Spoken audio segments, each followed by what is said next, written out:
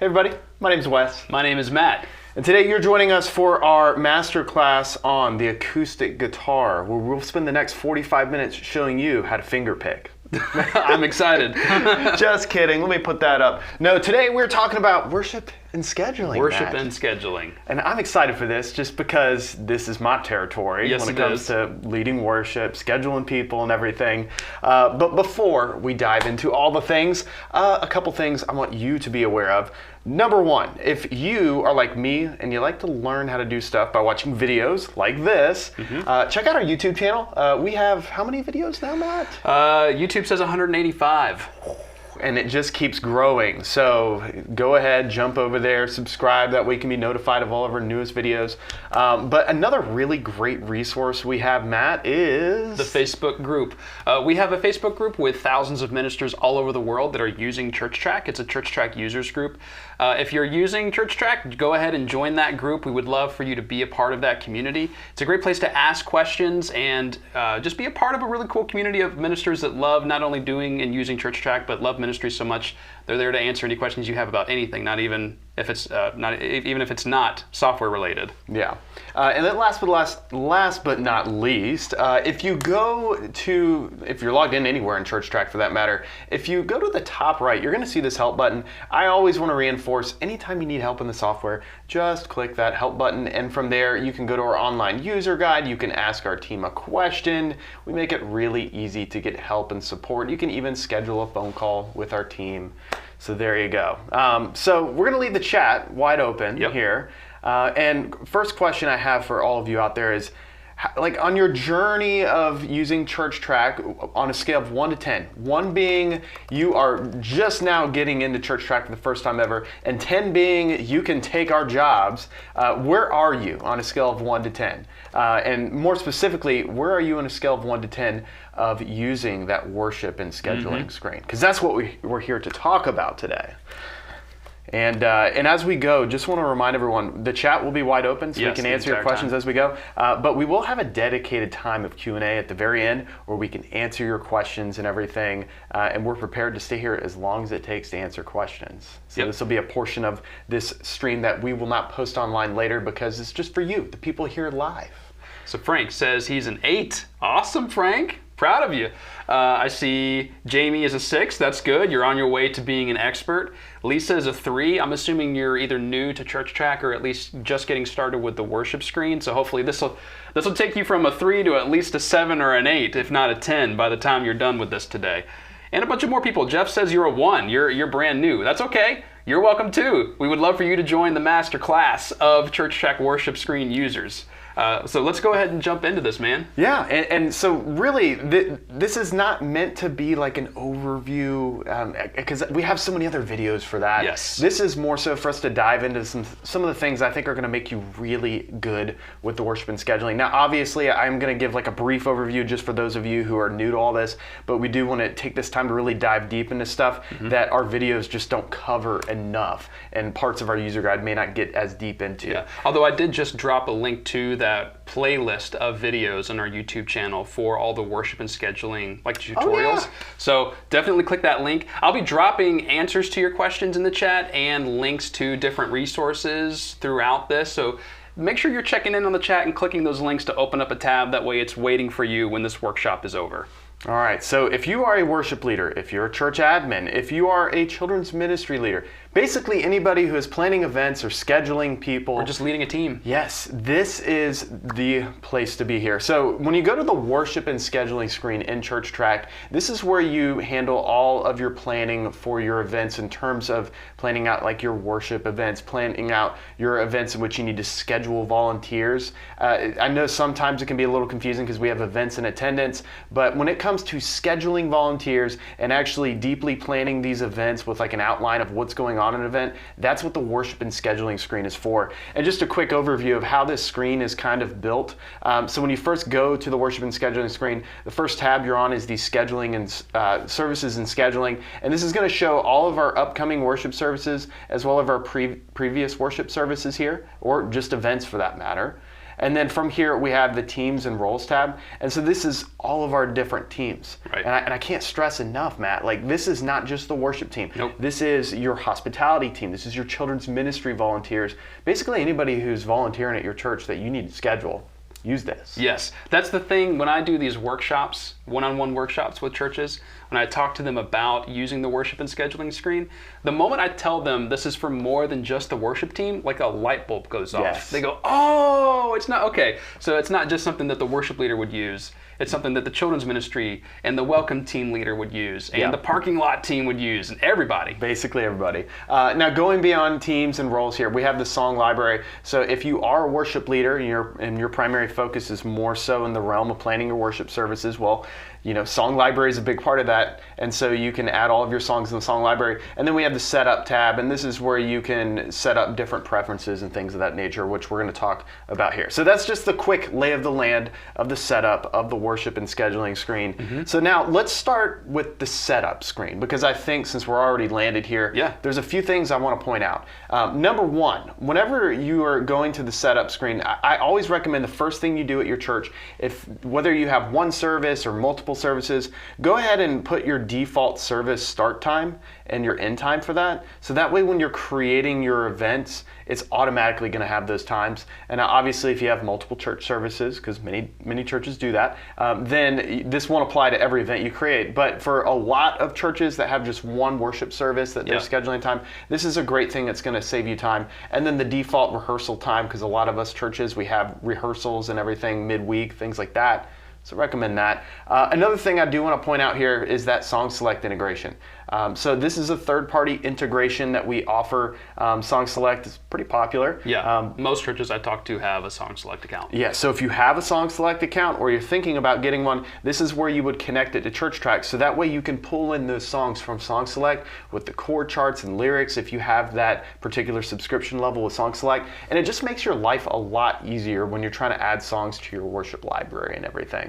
Okay, speaking of the worship library, before I move, one last thing. Service elements is something I need to point out. So we have all these different things, but the service elements, I want to point out that these are all the things that are not songs at our church. But it's everything that your church does during a service, all the different steps or stages or aspects of that service. So the sermon, but also like the Lord's Supper and prayer and scripture reading and the invitation and the children's time, where the pastor sits down and talks to the kids before they go off to children's church. All of that. So that's where you would want to add all those. And I encourage you, sometimes it's easier to add all these things ahead of time if you already know what it is you want to have in there. That way, as you build your services later, it just saves you time. Okay, now quickly, I want to touch on the song library because there's a few features that I want to show off that I think are going to be great time savers and just make your life a lot easier. So first and foremost, song library. When it comes to adding songs in your library, it's just a matter of selecting that Add Song button. Now you can add a song manually if you're not using the Song Select integration, and you can go ahead, type in the name of your song, you can select the key signature of your song, the tempo, you can upload files to that song, lyrics and chords. I can go ahead and drop in lyrics. We actually support Chord Pro format, which is really handy. I love Chord Pro format just because our software automatically transposes and everything. Perfect. So that is definitely a great thing. Now I want to show off the Song Select integration for those of you who haven't seen this yet, just because I think this really builds value and why having this third-party integration with ChurchTrac is worth it. So I can search a song in Song Select. And Matt and I, we were just singing that song earlier, Open the Eyes of My Heart. Open the Eyes of My Heart, Lord. Which, this is an old song, but it's a good one. And I want to actually add this to my library because I never have added. So Open the Eyes. And I could just search that song title. And there we go. The system's automatically going to start pulling the different songs. And so I love being able to just quickly see the lyrics to say, okay, this is the song I'm looking for. I know because it's by Paul Belushi, I think is how you pronounce it. I always mispronounce his name. But from here, I can just add the song to my library. And I can include the Chord Pro format if I'd like to do that or not, or I can include lyrics. And then from here, I can also include the chord sheet, and I can select the default key signature. So I'll just go ahead and select G and add this song, and it's adding the song. So now it's in my library. So now if I search this song, Open the Eyes, there it is. Nice. So easy. It really is. Now, taking things to another level, so when we're adding songs to your library, you can attach files and links to songs, kind of how I mentioned earlier, but I want to show something. So like I've got a song, All My Boast Is in Jesus. That's probably one of my favorite songs right now. If you all haven't heard this song yet, you totally should. I actually got to hear it for the first time live at the Sing conference last year. Is that by the Gettys? Yes, it is. Okay. So it was really cool being able to hear that song for the first time and sing along and everything. But anyways, so I have this song added to my library. I've already used the song select integration to do this, so I've already got my chord chart here. But one thing I can do is I can actually add links, which is awesome for YouTube. Yes. So highly recommend like adding YouTube links to your songs. And so like I've got this link here that I'm just going to copy real quick, and then I'll just paste it in here. And so this is a YouTube link to the song. So now I've got that additional file here. So when I schedule my team, they want to listen to the song, I can have YouTube links, I can have Apple Music links, I can have all these links and stuff. Easy. So highly recommend it. I love it. And then like getting deeper, pro tip, search for those YouTube videos that are like tutorials for like maybe your electric guitarist or piano player. Add those in there too. It makes their life a lot easier. So that's a quick thing I just wanted to point out. Now, collections are really great because collections save you a lot of time if you want to like build a collection of songs that you want to pull from for like, I don't know, maybe Christmas music. You can have your collection of Christmas music. You can have your hymns, stuff like that. And so to give you an example, like I'm just going to make a quick collection. Okay. I'm going to call this, Matt, Throwbacks. Oh man, so is it 7? How far back do we have to go for it to be a throwback? Well, I mean, I guess according to today's standards, anything past 5 years old is considered a throwback. I don't know, let me know in the chat. How many years old does something have to be before it's a throwback in your eyes? But so I'm gonna go ahead, I'll add that. So now I've got this throwback collection here. And so what's so cool now is I can start adding songs to this particular collection if I want. And so, of course, what do you think I'm going to do? I'm going to go to Open the Eyes of My Heart. Yeah. And I'm just going to add that in there. And so it's very quick to add songs to your collection, just to show you what I mean. Like I can just start selecting all these songs. So like 10,000 Reasons, Amazing Grace. I can say, oh, Behold the Lamb's not a throwback yet. It will be in a couple of years, though. Glorious Day, my worship leader friends consider this a throwback, so we'll add that. But you get the idea. You can quickly add songs to here in your song collection, so highly recommend it. It just makes your life a lot easier. And just keep in mind, you can also search by keys. You can search by songs that are starred. You can search by lyrics. A lot of good stuff going on in here. All right, any questions so far? I know we're moving fast, but I want to show you like the highlights of some good stuff. Now, last thing I want to mention on the song library. This is a big one. Do I have your eyes? This little button right here. This is your song usage report. And so whenever you're trying to report to CCLI, this is going to make your life a lot easier because you can generate that report. And also, I just love it, Matt, because when you're planning worship, it's easy to get stuck in the same songs a lot. To have like a rut, basically. I don't know. Let me know in the chat. Do you ever find yourself as a worship leader where you're like, you don't realize it until it's too late and you've just scheduled like, I don't know, like All My Hope Is in Jesus like 10 times and you're like, oh my goodness, like I probably need to chill out with this song. So I appreciate these reports because by going to the song usage report, seeing the number of times, I don't know, it just makes my life easier. So I can quickly identify songs that I've done maybe too much. Although I will argue, good Father, you can't do too much. But I don't know, man. I'm sure someone somewhere has done it too much. Or Waymaker, you can't do Waymaker too much.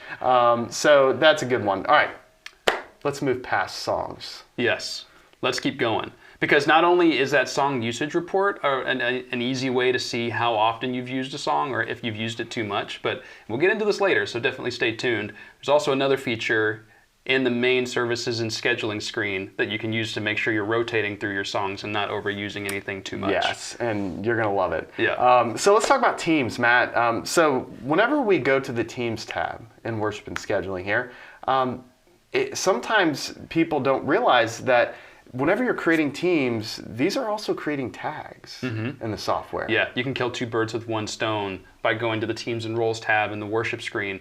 Because if you're going to the people screen, I tell churches, like, the tags in the people screen are for understanding how people are participating and serving at your church. So creating tags for teams and roles and everything else is ideal and recommended. But actually going to the worship screen creates those teams to use for scheduling in the worship screen, but also creates tags and subtags and assigns it to the people that you add here. Yes, and so like just to do a quick scenario just to show you, I'm going to create a team here, and this is going to be called my awesome team. And I know it's ridiculous, but just stay with me here. So now I've got my awesome team, and then I could start creating team roles here. And so I'm going to add a role here, and I'm going to call this one the cool guy. And add this. All right, so now I've got my awesome team, and then I've got cool guy as one of my roles. If I jump over to people screen, I know we're not talking about the people screen, but I want you to see this connection here. And I go to my tags, because tags are like labels, and we use them for so many things, including scheduling. I go all the way to the bottom. I've got my awesome team, and I've got that cool guy tag right there. Nice, okay. So I know it's kind of a ridiculous thing to show like an awesome team and a cool guy, but you get the idea that when you're creating these different teams and your different roles in this screen, you're actually creating tags and subtags in ChurchTrac. So it all comes right back to tags and subtags, which are an important feature of just organizing our people and labeling our people and everything. Yep. But I mean, this is something we want to create so many different types of teams in here. And so just think in terms of like, all right, who are the people we're scheduling at our church, and how can I create teams for those different teams that we want to have at our church, but also having the different roles. And so like I have a hospitality team that's just a coffee cart, but then maybe I can add another one in there. Or I've got things like my children's ministry volunteers. I love this because I've got my nursery workers, my toddler teacher, pre-K teacher. All of these people have a special place reserved in heaven for them. Yes, a very special place, the VIP section. Yes, and another nice thing that I've always really appreciated about this is just seeing that quick number count. It gives me a good depth of my team. And so I can know like, okay, I've only got 11 children's church volunteers. Maybe I need to go ahead and see if I can recruit a couple additional ones. Yeah, or the security team's only 4 people. Maybe you need a few more to make it easier to rotate them and give them breaks. Yeah. And then one thing you can do on the Teams tab here is you can actually, on any team, so like if I go to my AV team, I can designate a specific team leader. And so Matt, you're going to now be the leader of our AV team. Oh, congratulations. Perfect. Okay, so that means at any time we schedule people for that team and they accept or decline their invitation to serve, I'll get notified. Yes. So I can actually stay on top of my team in real time from one service to the next. Yeah.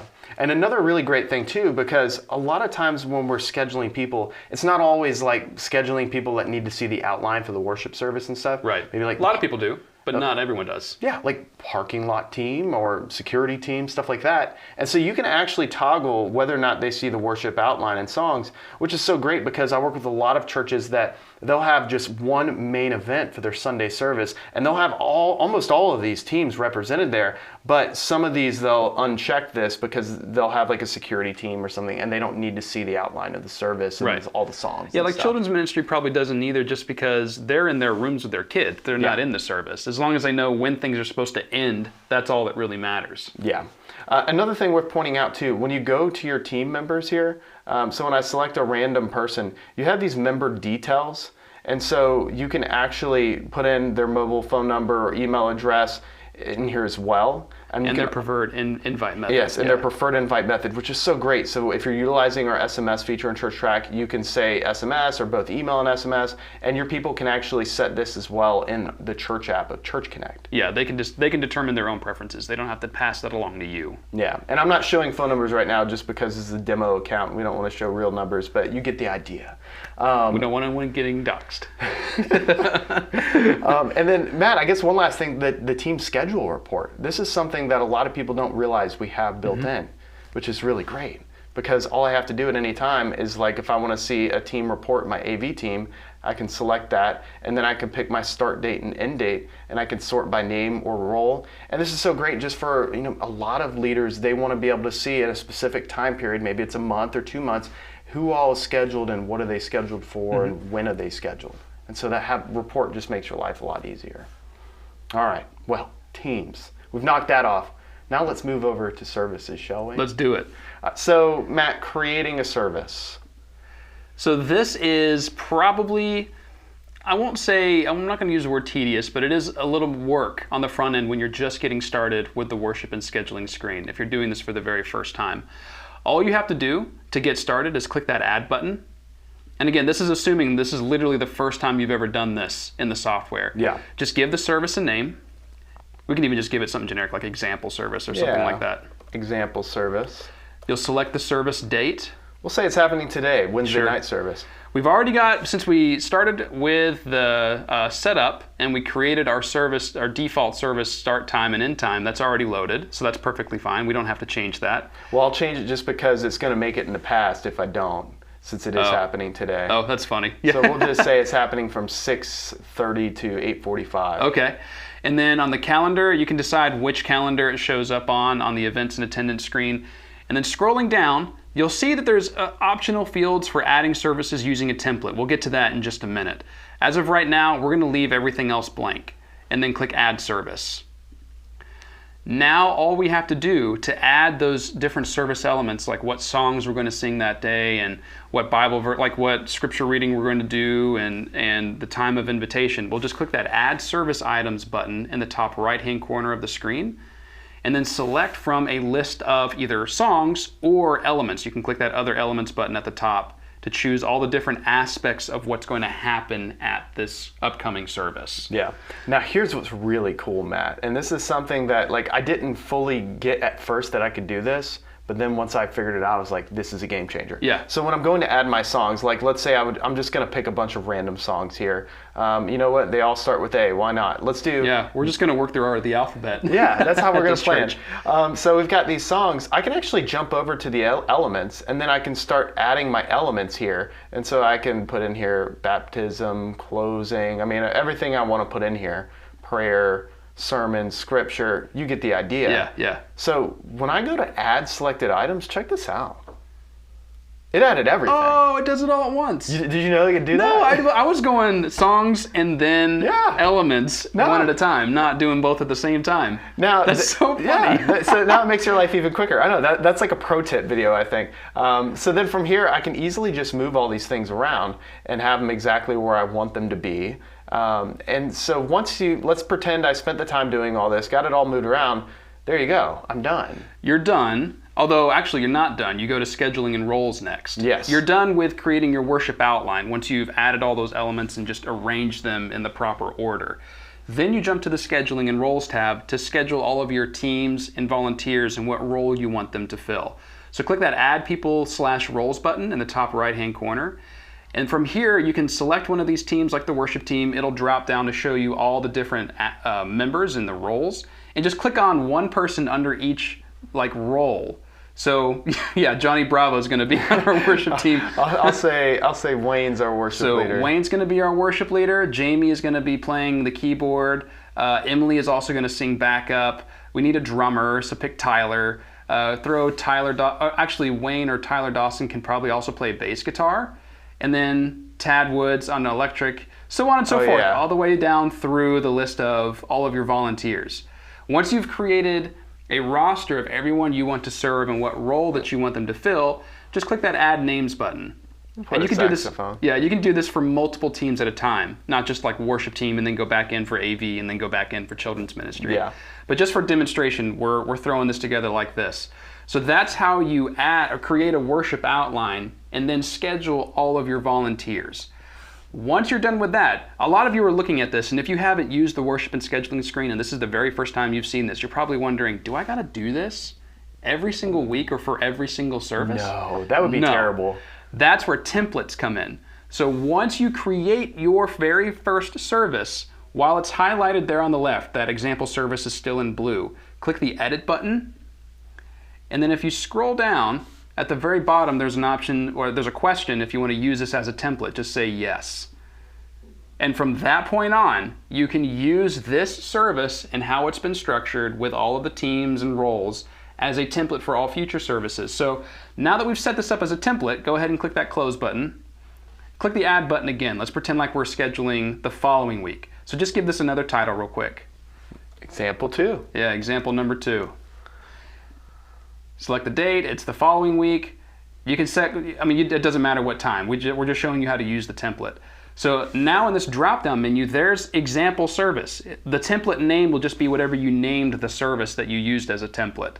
So now what happens is you can either use the songs that you added or just have placeholders, which will leave a blank slot for every single song you had in that outline.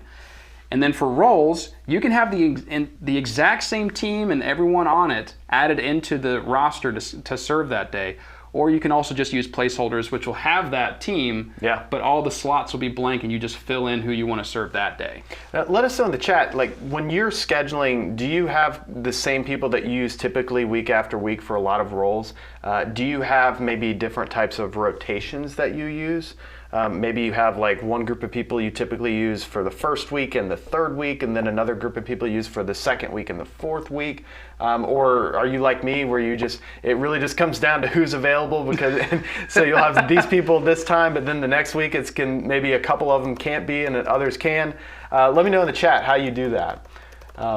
Matt, this is so great, Matt, but just because the flexibility of these templates makes it to, no matter what type of church you are and what type of templates you want to create, it works really well. So if you are a type of church where you're maybe a smaller ministry and you're using the same people typically week after week, because when you're a smaller ministry, you don't have the luxury of just, well, I'll use this guy for this one time a month and this. No, you're typically using a lot of the same people. Yeah, week in and week out. So I love just being able to use those roles, those same people, so you're not reinventing the wheel every week. Yeah. And you can just build out those templates. Well, the key is, and there's a few people that in the chat, you all have said that you have rotations. You have, Kevin, you said you have a 4-team rotation so that praise team members only serve one Sunday a month. You can create multiple templates. Yeah. So go ahead, the very first time you sit down with your worship screen, or if you've messed around with it so far and you've used it but you haven't gone this far with it yet, go ahead and create multiple templates. Create 4 different services and have your rotations built into each one, and then use each different one as a template. That way in the future, your first Sunday of the month, you've got your template for that. Second Sunday of the month, you've got your template for that one. Or if you're on an every other Sunday basis, you can have 2 templates that you're just bouncing back and forth between as you create your services. 100%. A good example that I have here, just to quickly show, because I want to show children's ministry, just because we've been talking about worship so much. I want to talk about a different ministry that is going to really appreciate this. And so I'm just going to call this children's ministry. And we'll say this is happening, just today is fine. Now, from here, I can go ahead, add service using a template. I'm going to use my children's ministry template A that I created. Perfect. And you could have multiple templates. So I've got template A. I can now use songs. I don't have songs in this, so it won't matter. So I can use placeholders. Use roles, use placeholders, no roles. So I'm actually going to use roles because I have a predefined, this is my team for this week, team for the other week. Perfect. And so now I can go ahead, I can add that. And there we go. And if you notice, my outline's very different for this because this is my children's ministry. So it's more so just giving my people detail on like, hey, when they come, what they need to do, stuff like that, which is super helpful. But my scheduling and roles, I've got all my different people for all the different roles. And then from here, I can go and send out those invites to my people. Now, one thing we didn't point out earlier is whenever we're sending out invites, this is probably my favorite feature. Yes. I would say out of all of them. I know exactly what you're going to say. It's my favorite feature too. Let us know in the chat. Have you ever, maybe you schedule your people out like a month in advance. Maybe you don't have your songs or whatever picked out, but you schedule people a month out in advance. And you've come into church on a 7 a.m. on a Sunday getting things ready to set up, and you get a text message from somebody saying they completely forgot and they can't make it, or maybe they're asking you if they were scheduled because they can't remember. You've never gotten one of those texts, have you? Yeah, I put in the chat, have you had to scramble to replace a volunteer last second? I mean, your church never has. Ours has.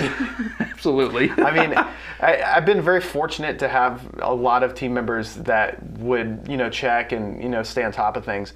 But occasionally there would be those team members, and this is before I was using ChurchTrac, where, I didn't have automatic reminders going out, and I cannot, for the life of me, on a Friday night when I'm wanting to hang out with family, remember I need to text 20 different people. But I love that this system will actually automatically send out a reminder message on top of a scheduling message to people, because that's what it'll do. First, it initially asks if they can serve yes or no, and they can say yes or no.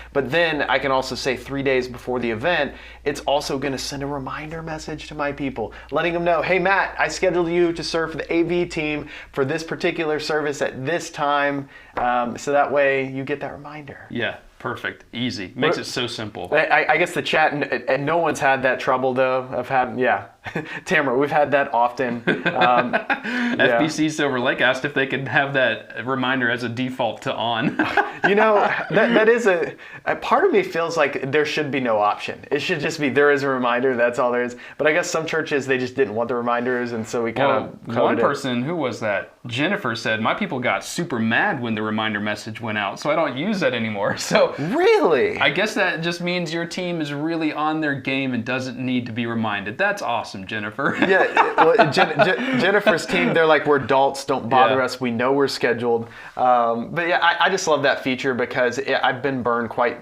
a few times, and it's not because my volunteers are bad or anything, it's just life happens. Yeah. I mean, case in point, I'm running on a few hours of sleep because I have 2 kids under 2. Yeah. Life happens, and sometimes people forget things, or sometimes weekends are so crazy, people are like, man, I don't even remember if I was scheduled to run the lyrics on Sunday.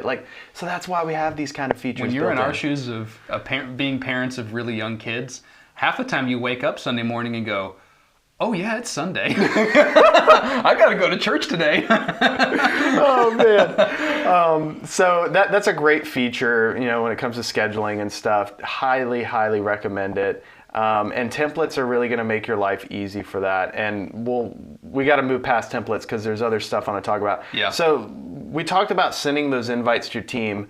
So sending those invites to your team, having the reminder messages, I want you to see what this looks like for your people. And so what I'm actually going to do, I'm quickly going to go to a worship service that I had created. And so I'm going to go to the scheduling and roles. And you see, I've got all these people, but I've got one person that I have not sent an invite yet to. And so what I can do is I can send out an invite to this particular person. And so I can just say worship team, and then go ahead, send out the invites. And then I can send it as soon as possible. Fun fact, you can actually schedule messages to send at a later time. Yeah. But I want to go ahead and send this now so I can confirm. And that's really cool, because if you're the kind of church that likes to be ahead of the game, and schedule out, let's say you, I'm talking to you watching this right now, you like to sit down at the beginning of the month and plan out all the services for the remainder of the month. Instead of having to either remember to log into the account to send that scheduling text and email at an appropriate time that week, later in the month, you can now sit down and just schedule that out. So you can set it and forget it. Yeah. It makes it way easier. It really is. And so then your people get these emails, they get the text messages if you're using that feature. And so just showing this on my screen here, I'm going to show you on my phone.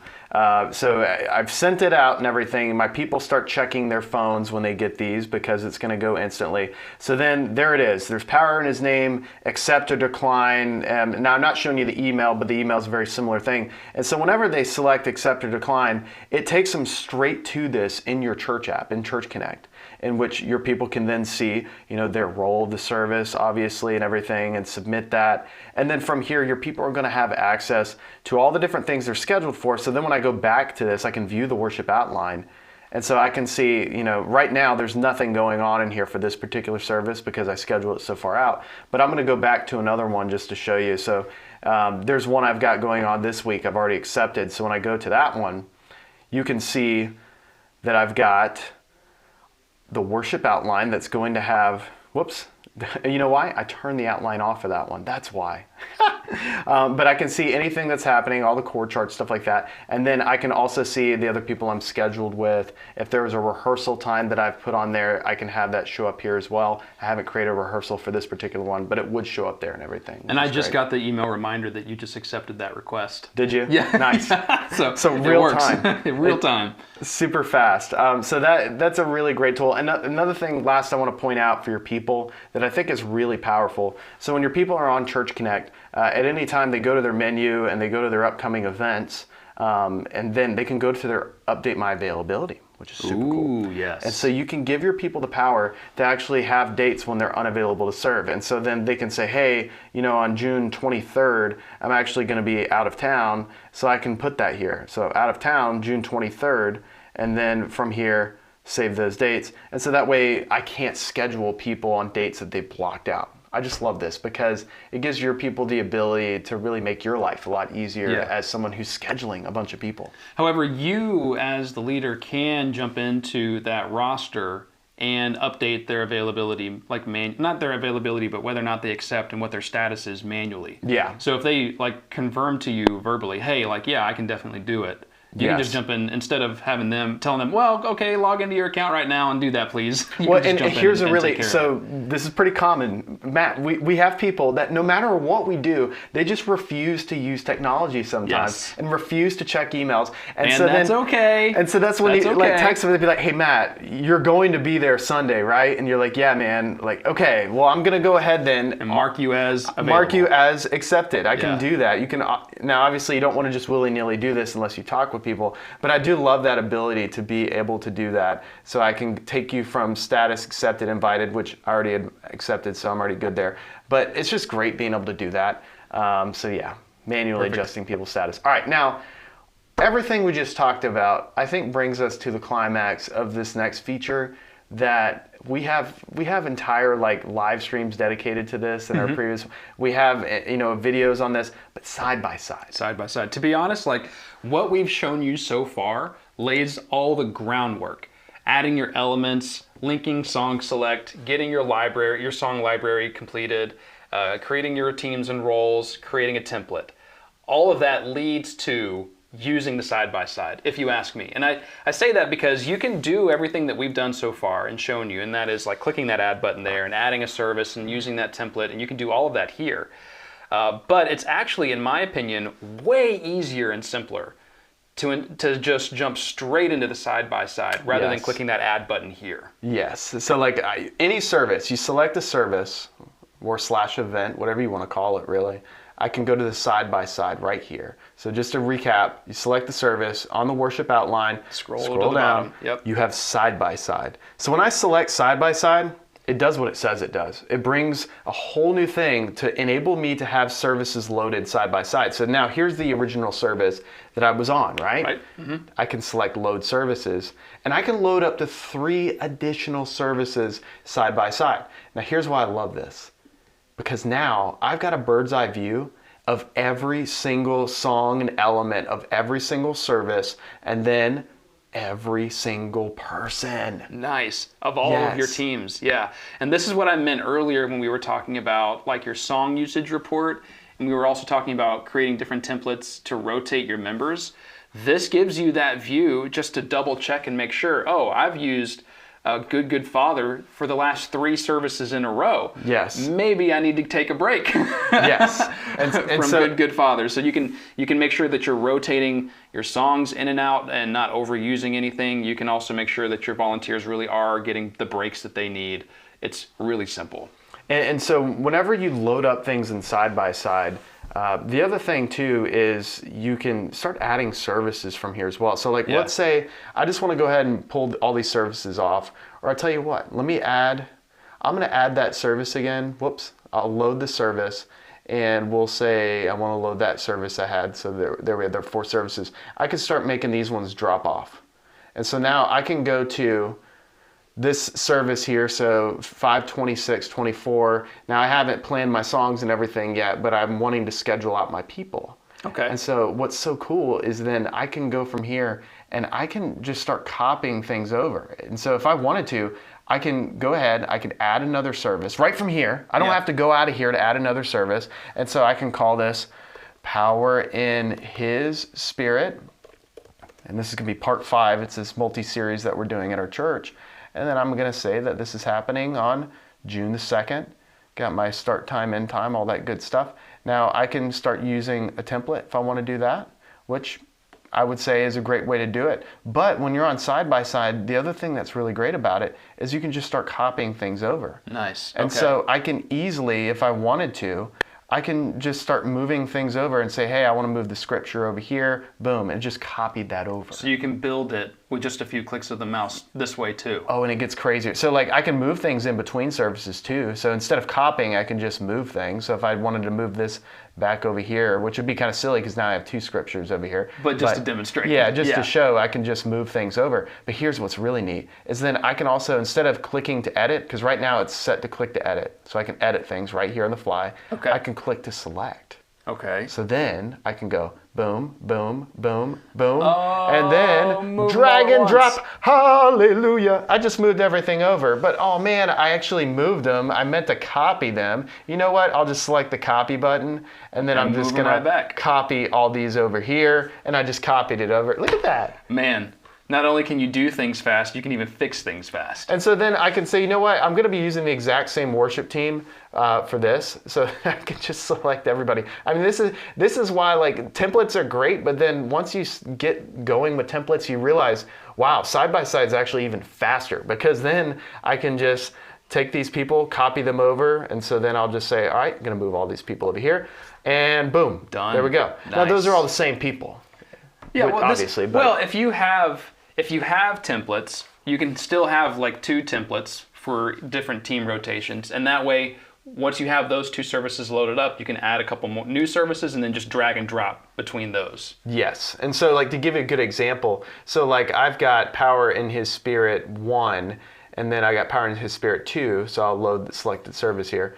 And so these 2 services, I've got completely different people for some of the roles here. And this is why I love side-by-side, because I can go on here and say, you know what, I've actually got a scheduling conflict, and Jamie, she can't play bass guitar for this week, but she can play it the other week. So then what I just got off the phone with Jamie, and she's like, yeah, if you can maybe move me to the other week, that'd be cool. I said, and I already went ahead, I talked to Wayne, and Wayne's like, yeah, man, I can do that. So then I moved Jamie over here for the bass guitar, and then I moved Wayne over to the other one for bass guitar. So like this is a godsend when it comes to working with volunteers that constantly are needing to change things and stuff because life happens. Yeah. Whether it's your children's ministry volunteers, your hospitality team, your welcome team, your ushers, whoever it is, it just makes life easier when it comes to scheduling. Yeah, people get sick, people have emergencies come up, and this just makes it easy to very quickly pivot. Yeah.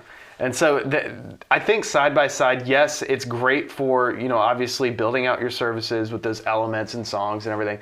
But I do believe the true power of side-by-side is the volunteer scheduling side of things. Absolutely. Because at the end of the day, like, it's one thing to move songs around and different elements, that happens.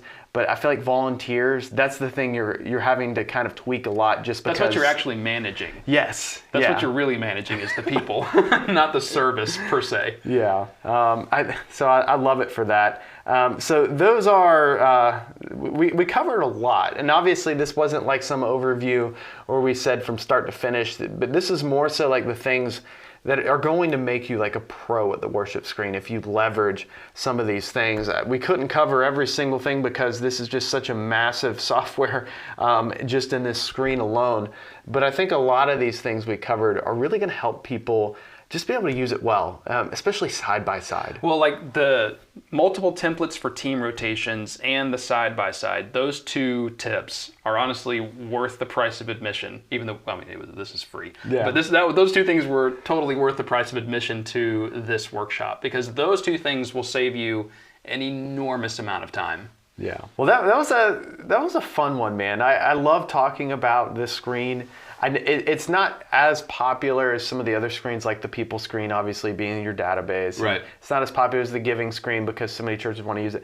But this is one of those screens that if you're using it at your church, it can just make your life so much easier. So much easier. I've talked to a lot of church leaders that are just like, well, we're a smaller church. We're really not there yet. And I argue, no. You get more value out of this even as a smaller ministry just because you're wearing a lot of hats when you're typically at a smaller church and you're volunteering or you're on staff and you're the only staff member. And so having a tool like this to be able to schedule people, have automatic scheduling requests get sent out to people, have scheduling reminders get sent out to your people, and just something that makes your life easier so you're not having to constantly do it the hard way, it's just great. And so highly encourage it. And if you do have questions, I mean, we're always here. Just create a support ticket. We're here to help. And we've got a lot of really great videos that walk you through so many different features in worship and scheduling. And just real quick, I just want to show that off. So on our support page, and you go to browse all help topics,